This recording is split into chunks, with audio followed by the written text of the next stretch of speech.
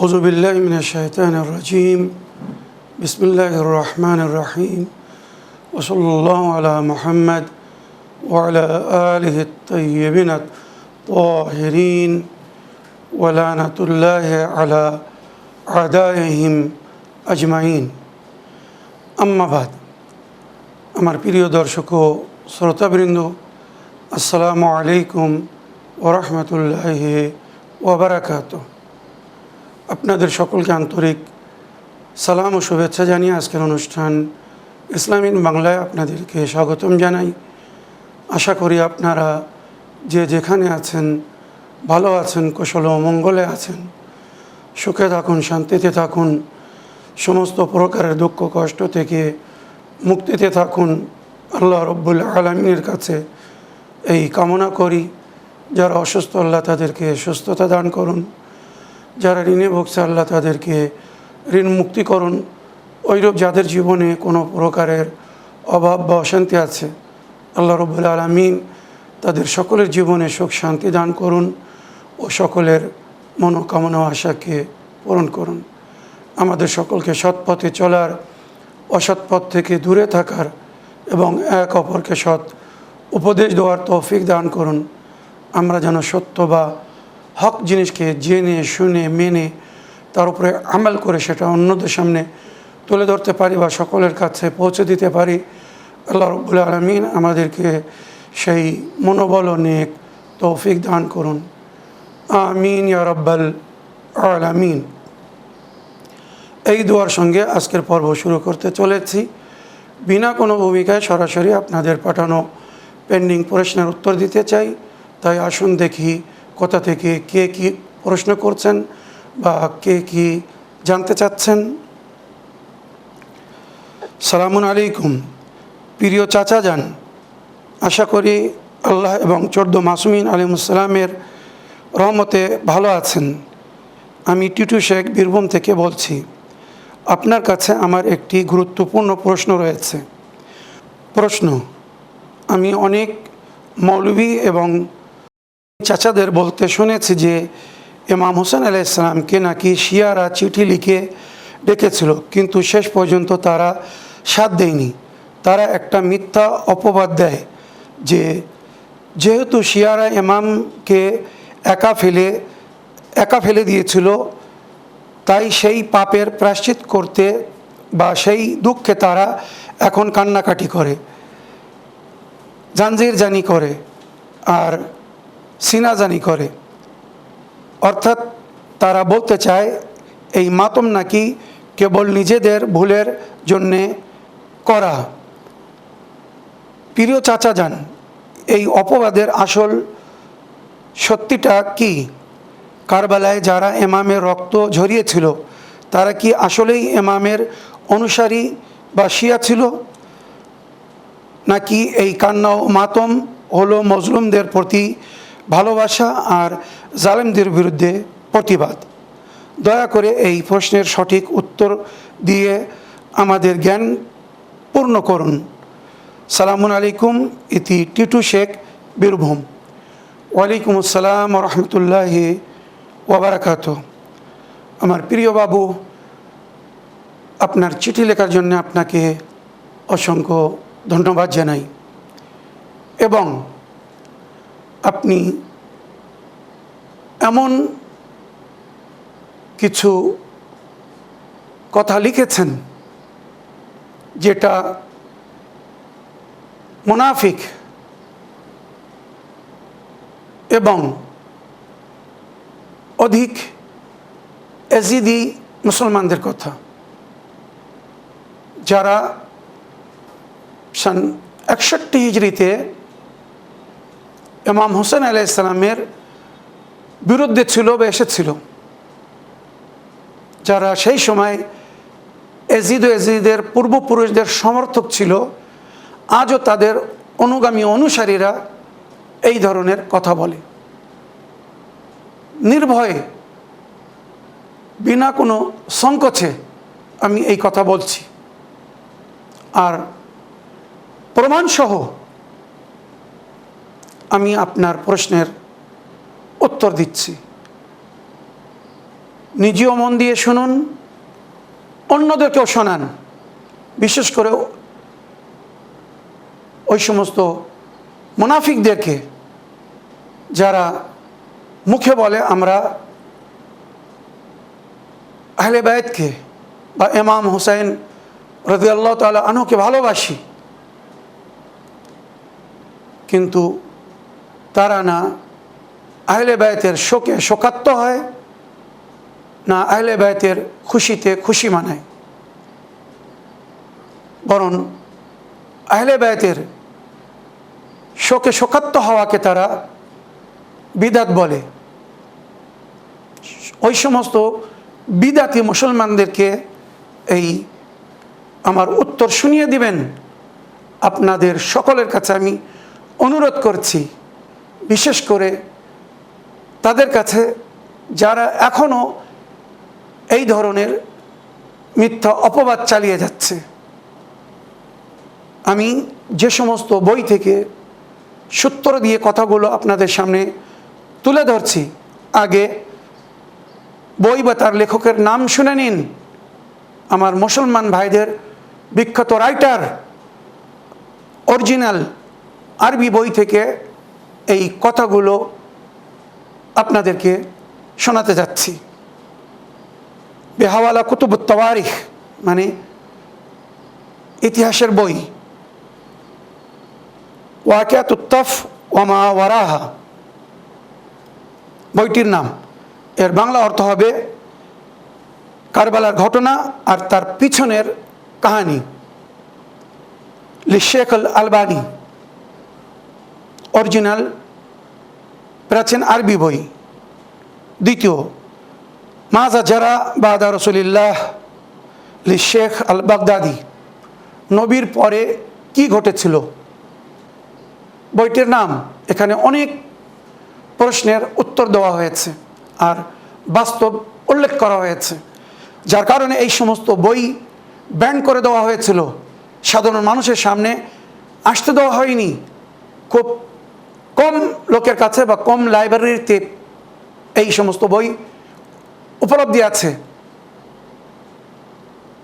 দামিশকের সবচেয়ে বড় লাইব্রেরি মক্তবাতুল আসাদ, বিখ্যাত, যারা দামিশকে গিয়েছে তাদের জিজ্ঞেস করে দেখুন।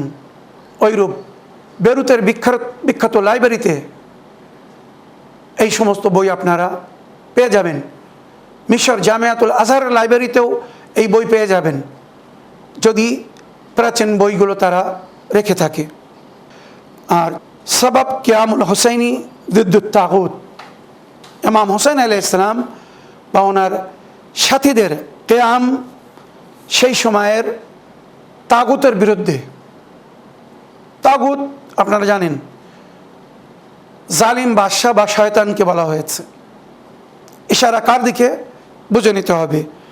শেখুল ইসলাম আত-তানতাবি, মিশরের বিখ্যাত রাইটার শেখুল ইসলাম আত-তানতাবি সাহেবের লেখা বই সবাব কিয়াম আল হুসাইনি দিদ্দুত তাগুত। এই যে চারটি বইয়ের নাম নিলাম, ওখানে যে বাস্তব লেখা হয়েছে সেটা আমি উর্দু ভাষায়, যেগুলো বিভিন্ন সূত্রের মাধ্যমে, গোপন তথ্যের মাধ্যমে আমাদের কাছে পৌঁছেছে, পড়ে তার তর্জমা করে শোনাচ্ছি। আশা করি টিটু শেখের প্রশ্নের অতি উত্তম এবং সুন্দর উত্তর এর মধ্যে লুকিত, এখানে পেয়ে যাবেন। আমি এই সমস্ত বইয়ের মধ্যে যা কিছু লেখা আছে তার সারাংশ শোনাতে যাচ্ছি। আগে বলে দিলাম যে এই সমস্ত বই কিন্তু গোপন রাখা হয়েছে, ব্যান করে দেওয়া হয়েছিল, যাতে সত্য বা বাস্তব সকলের কাছে না পৌঁছে যায়, না পৌঁছাতে পারে। সুতরাং এই সমস্ত প্রাচীন বই সব জায়গায় কিন্তু উপলব্ধি নেই। তাই যে তথ্যগুলো আমি দিচ্ছি আর যে সমস্ত বিশ্বের বিখ্যাত লাইব্রেরির নাম বললাম, আশা করি ওখানে খোঁজ করলে পেয়ে যাবেন। এবারে সারাংশ শুনুন। इसमें कोई शक नहीं कि कूफे के शियों ने ख़त लिखा था और इमाम को इराक आने की दावत दी थी। এতে কোনো সন্দেহ নেই যে কুফার শিয়ারা ইমামকে চিঠি লিখেছিল আর ইরাকে আসার জন্য আমন্ত্রণ জানিয়েছিল। কেন তারা চিঠি লিখেছিল তার কারণ লেখা হয়েছে। यजीद के बाप के जुल्म और नाइंसाफ़ी से वो लोग तंग आ चुके थे। यजीদের বাপের जुल्म अन्याय অবিচার থেকে তারা तंग এসে গিয়েছিল আর সইতে পারছিল না, অঞ্জলা হয়ে গিয়েছিল। এজিদের বাপের নির্যাতনা আর সহন করার শক্তি তাদের মধ্যে ছিল না বলে তারা ইমাম হোসেনকে চিঠি লিখেছিল। কেননা তারা এজিদের বাপের পরে এজিদের बात করতে চাচ্ছিল না। वो लोग यजीद के बात नहीं करना चाहते थे। কেন চিঠি লিখে ইমাম হোসেনকে ডেকেছিল? কেননা তারা এজিদের बात করতে চাচ্ছিল না। क्योंकि सुलहनामा के मुताबिक के बाद ये हक इमाम हुसैन का था। দ্বিতীয় কারণ, ইমাম হাসান এবং এজিদের বাপের সঙ্গে যে সন্ধি হয়েছিল সেখানে পরিষ্কার উল্লেখ ছিল এজিদের বাপ যদি মারা যায় তো তারপরে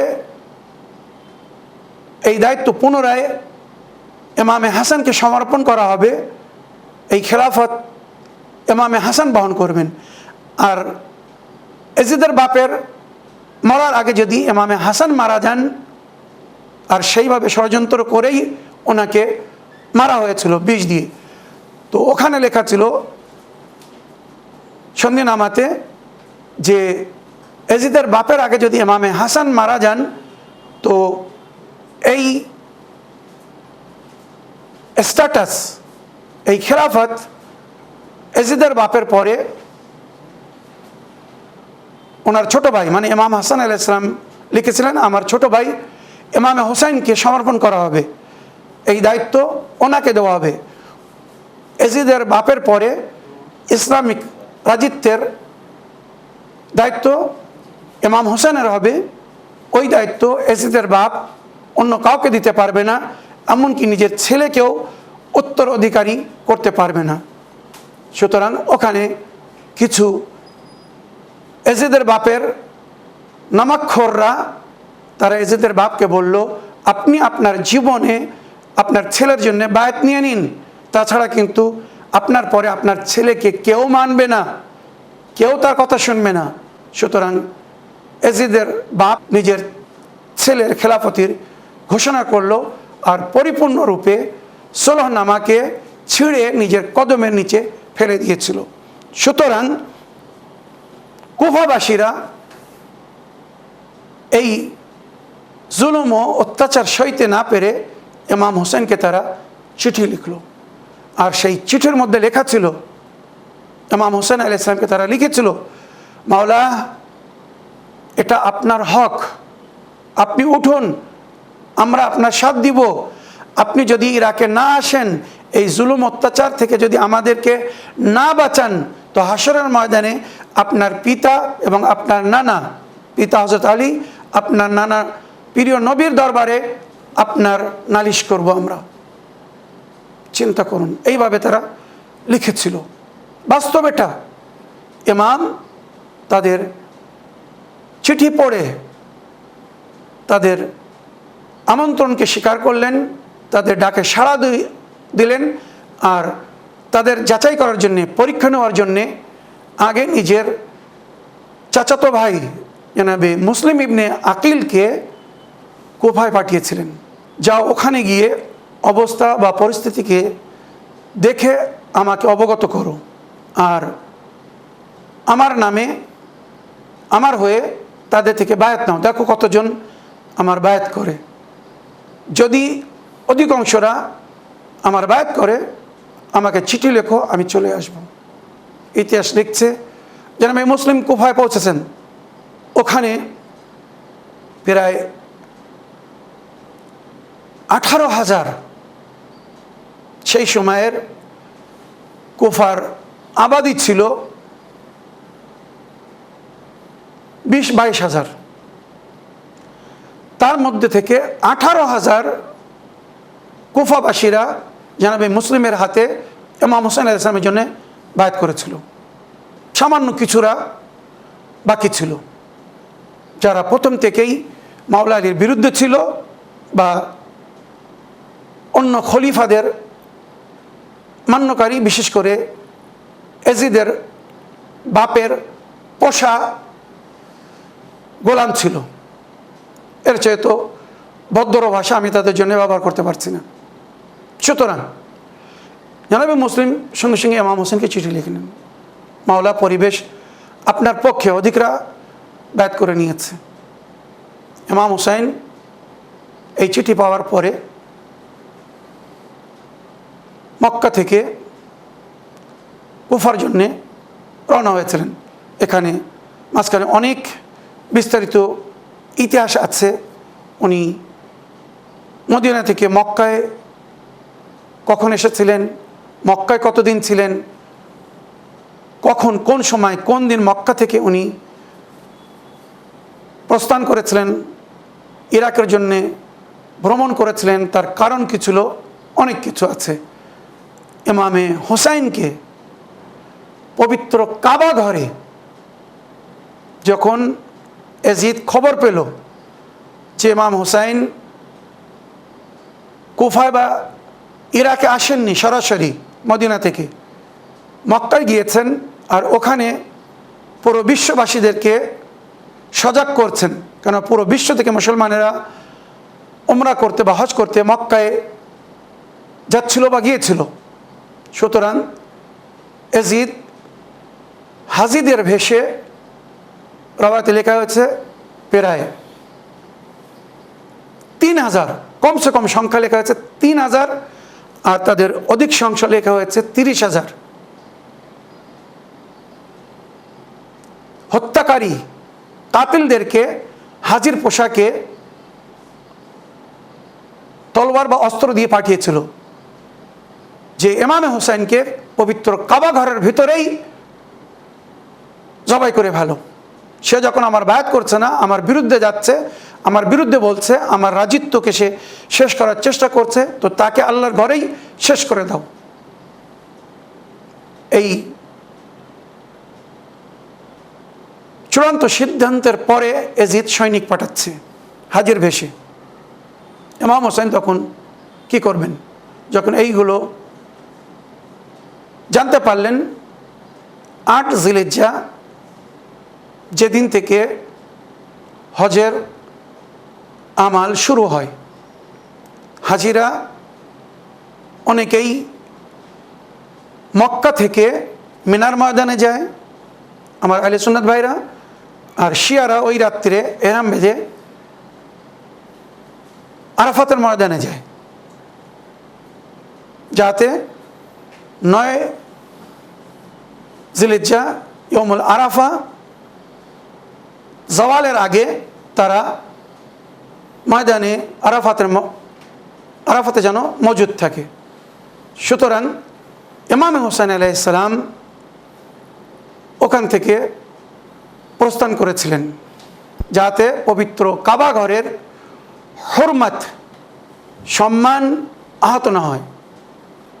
এবারে ইতিহাসে আগে লেখা হয়েছে যে নিঃসন্দেহে কুফাবাসীরা ইমাম হোসেন আলাইহিস সালামকে চিঠি লিখে ডেকেছিল, আর তাদের উত্তরে ইমামে হোসেন আলাইহিস সালাম নিজের ভাই মুসলিম ইবনে আকিলকে বায়াত নেওয়ার জন্যে কুফায় পাঠিয়েছিলেন, আর অধিকরা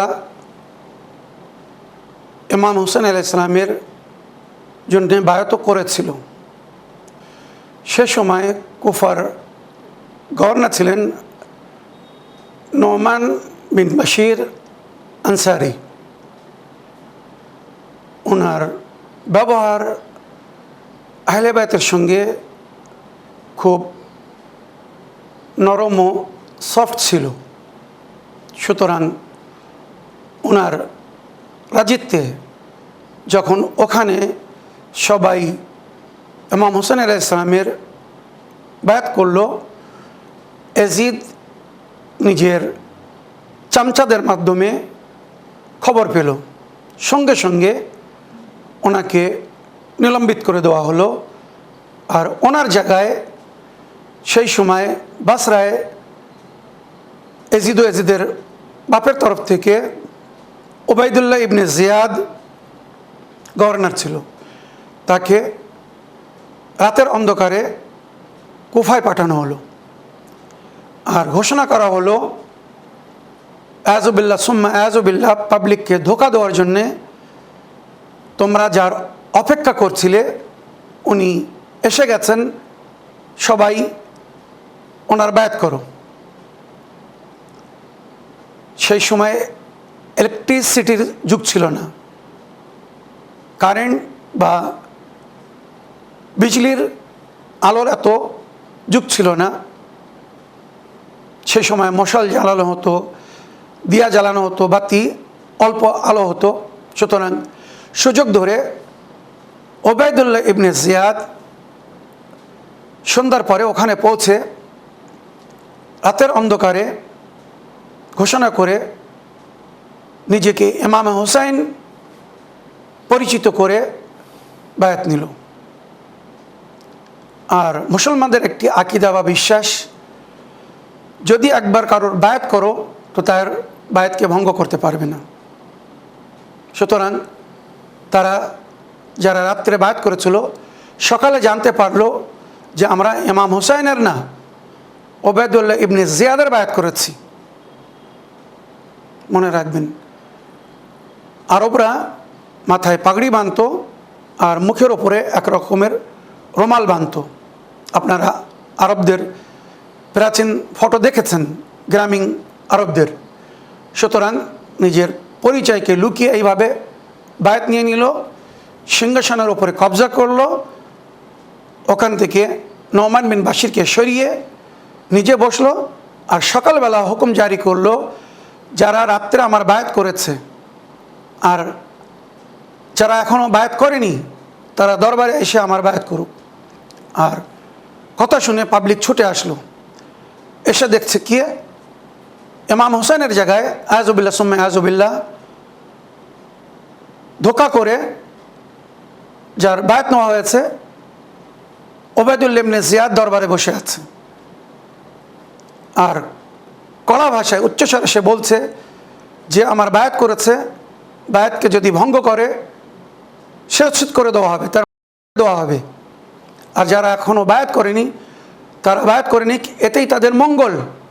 আর নইলে তাদেরকে গৃহ বন্দী করে দেওয়া হবে, নইলে দেশান্তরী করে দেওয়া হবে, তাদের ধন সম্পদ যা কিছু আছে সব কিছু কুরুক করে দেওয়া হবে, মানে নিলাম করে দেওয়া হবে। এই রাজিত্বে শান্তিপূর্ণভাবে থাকতে গেলে আমার কথা মতো চলতে হবে, আমার বায়াত করতে হবে, এজিদের বায়াত করতে হবে।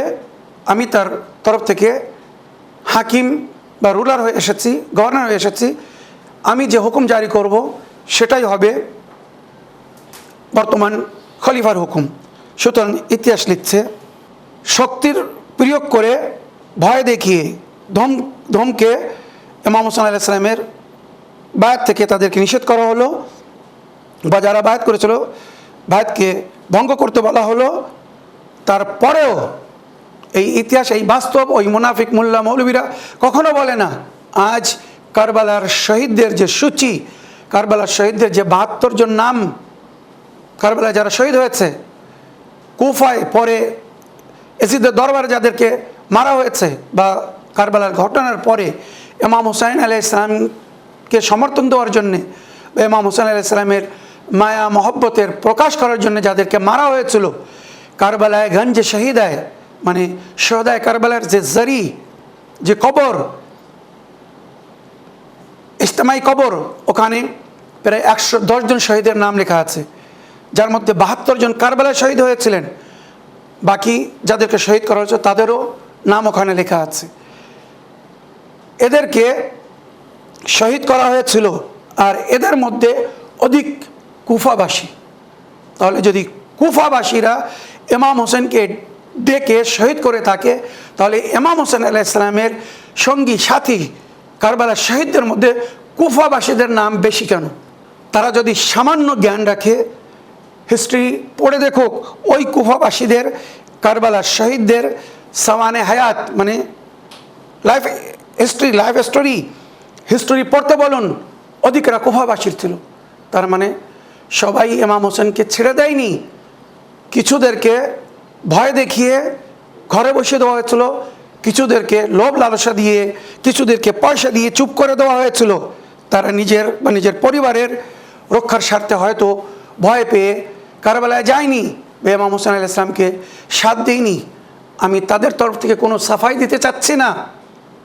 বিশেষ করে তওয়াবিন, যারা পরে অনেক লজ্জিত হয়েছিল, তওবা করেছিল, ভুল স্বীকার করেছিল যে সেই সময় যদি আমরা ইমাম হোসেন আলাইহিস সালামের সাথ দিতাম, জালিমের ভয়ে যদি আমরা ঘরে না বসে থাকতাম, ইমাম হোসেন শহীদ হতেন না, এই কারবালার এত বড় ঘটনা হতো না।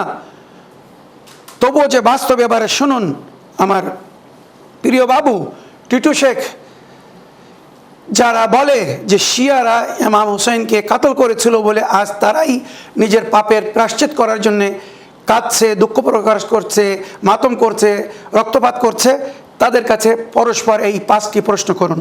1 নম্বর, जिसने इमाम हुसैन अलैहिस्सलाम से बैत का मुतालबा किया, बैत ना करने पर कत्ल का हुक्म दिया, क्या वो शिया था? এই ধরনের প্রশ্ন ইতিহাসে বহু আগে থেকে করা হয়েছিল তাদের কাছে, যারা এই ধরনের প্রচার দিয়ে যাচ্ছিল, মিথ্যা অপবাদ দিয়ে যাচ্ছিল, তাদের কাছে এই প্রশ্ন। जिसने इमाम हुसैन से बैत का मुतालबा किया और बैत ना करने पर कत्ल का हुक्म दिया, क्या वो शिया था? যে ব্যক্তি ইমাম হোসেন আলাইহিস সালামের কাছে বায়াত চেয়েছিল, সে এজিদ হোক, ওবায়দুল্লাহ হোক, শিমির হোক, পেসারে সাদ হোক, যারা মেন ভূমিকায় ছিল কারবালার ময়দানে, আমি এদের নাম নিলাম, এরা কি শিয়া ছিল?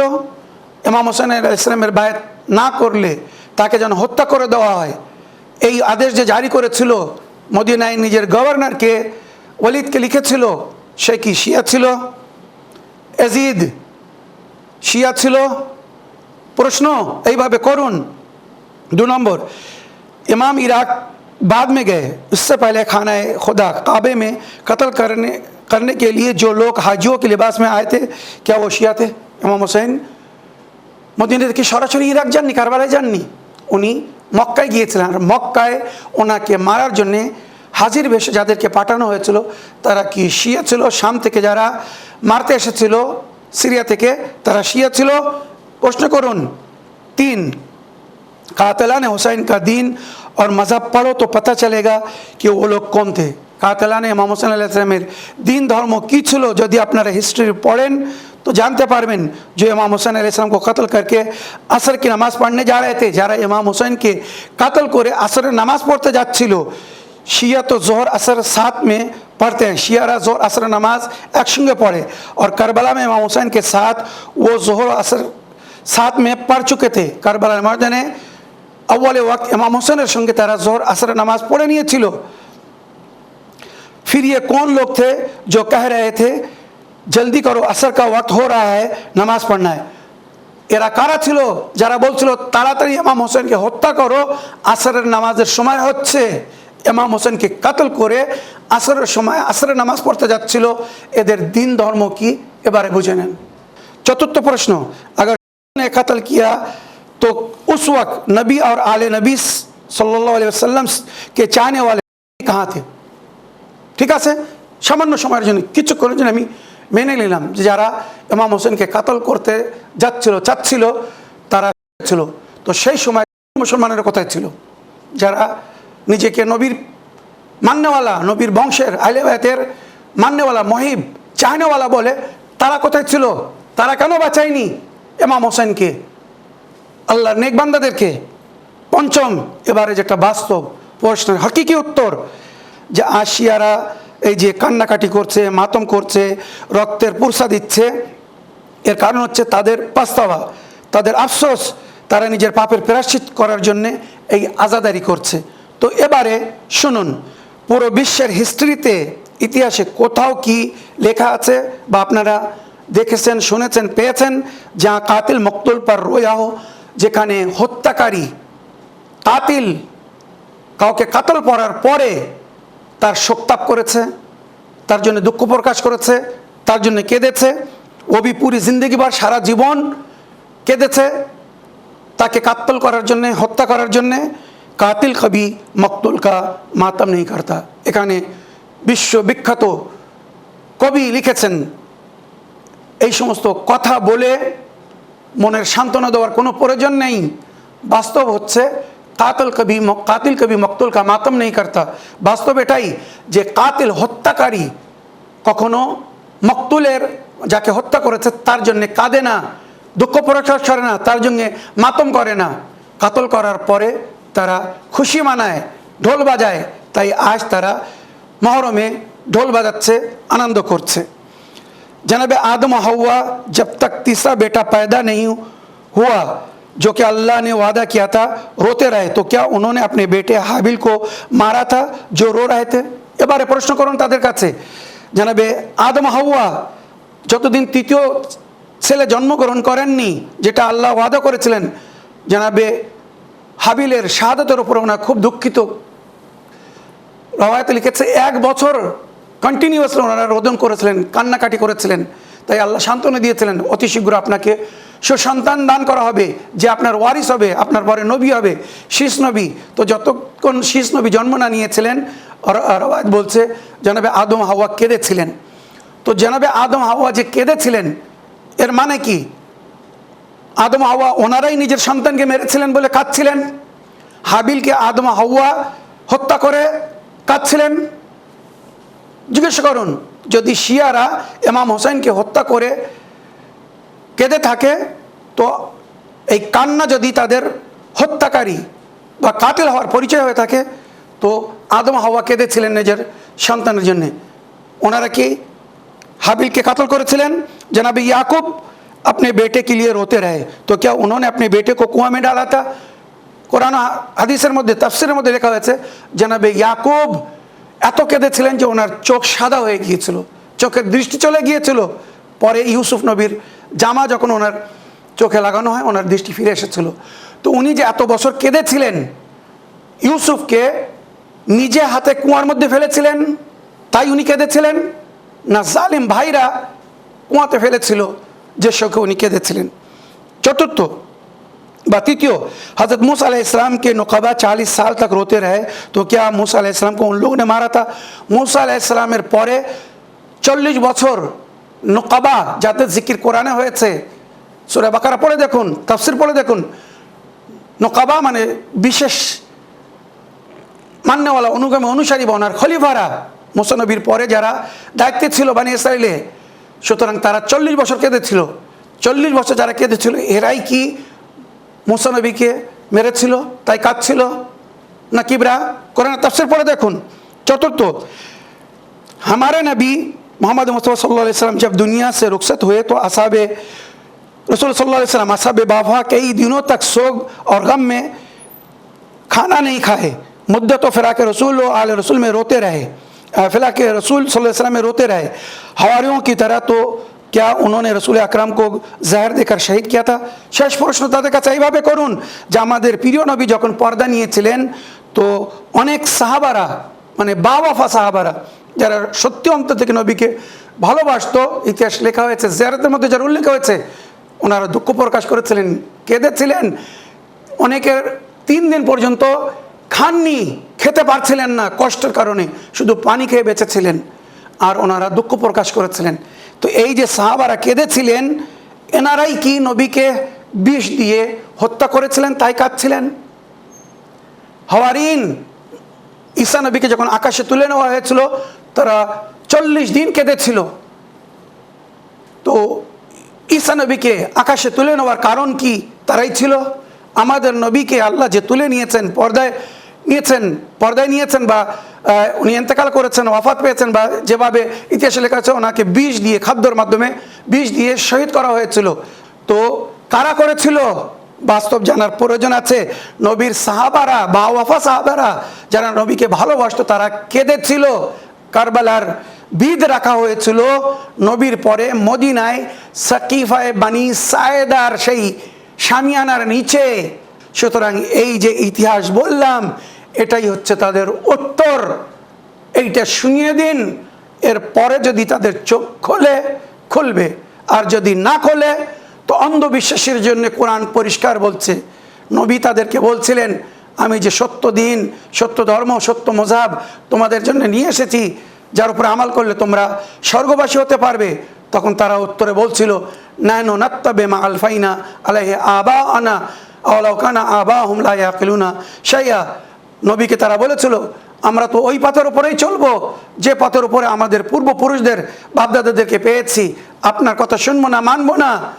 কোরআন বলছে তাদের বাপদাদারা হয়তো কিছু বুঝতো না, অবুঝ ছিল, বিবেকহীন ছিল। তো এই বিবেকহীনরা তাদের অন্তর্ভুক্ত, তাদের অনুগামী ও তাদের অনুসারী, তাই তারা সত্য, হককে, বাস্তবকে গ্রহণ করছে না, মিথ্যাচারী চালিয়ে যাচ্ছে, মিথ্যার পিছনে চলে যাচ্ছে। আশা করি আপনার প্রশ্নের আপনি পরিপূর্ণ উত্তর পেয়েছেন। আজকের এই এপিসোড বিশেষ এপিসোড, যত পারবেন শেয়ার করবেন দুনিয়ার কাছে। এই ইতিহাস সকলের কাছে যাওয়ার, পৌঁছে দেওয়ার প্রয়োজন আছে। এই বলে আমার আজকের বক্তব্য এখানে শেষ করলাম। ওয়া আখিরু দাওয়ানা আলহামদুলিল্লাহি রাব্বিল আলামিন। ওয়াসসালামু আলাইকুম ওয়া রাহমাতুল্লাহি ওয়া বারাকাতুহু।